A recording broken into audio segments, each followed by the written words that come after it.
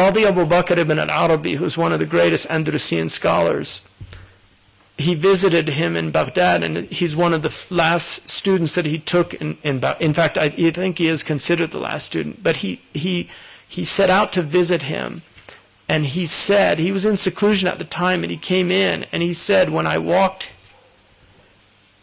into the room, he said, it was as if I had been in darkness my entire life, and I saw the sun rise before my eyes, looking on Imam al-Ghazali.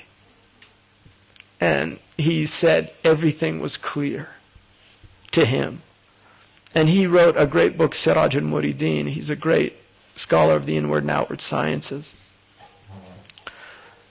But this is the impact that the man has, and at the end of his life he goes back to Tus, and he's convinced to go back to the Nizamiya. He teaches for a few years, and then he retires to a little zawiya he has, and he has just his murids, and that's all he does.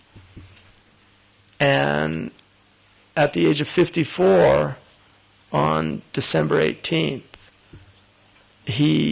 and this is the 900th anniversary, it was 1111. It's 504 in our Hijrah period.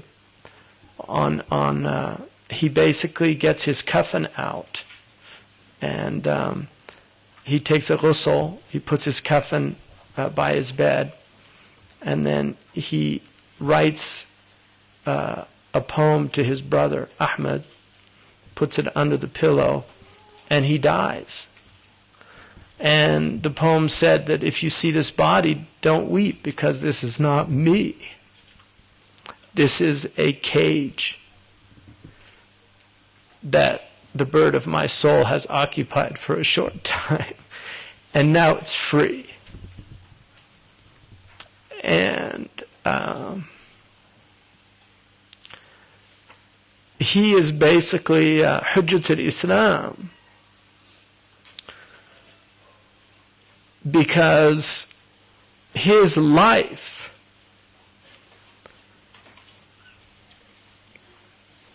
is the proof of the transformative power of this spiritual teaching.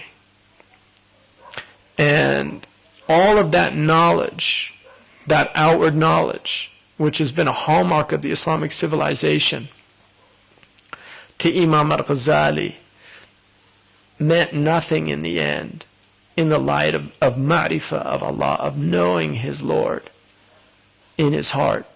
And what he is saying in the Ihya again and again and again is he is saying, your death it's right there. What are you waiting for? Don't waste your life. Don't waste your time. Set out on this journey. Even if you don't arrive, the setting out is arrival. If you're knocking at the door, the knocking is the opening of the door. That's what he's telling us. And the truths that he speaks are as relevant today as they were the day he spoke them and wrote them. And he speaks across centuries. His autobiography is read by Christians, and it affects them as powerfully as it does Muslims. He influences St. Thomas Aquinas.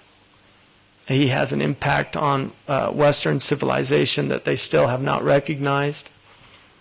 And he will continue, as long as Islam is taught, he will continue to be Hujjat al-Islam. That's what he is.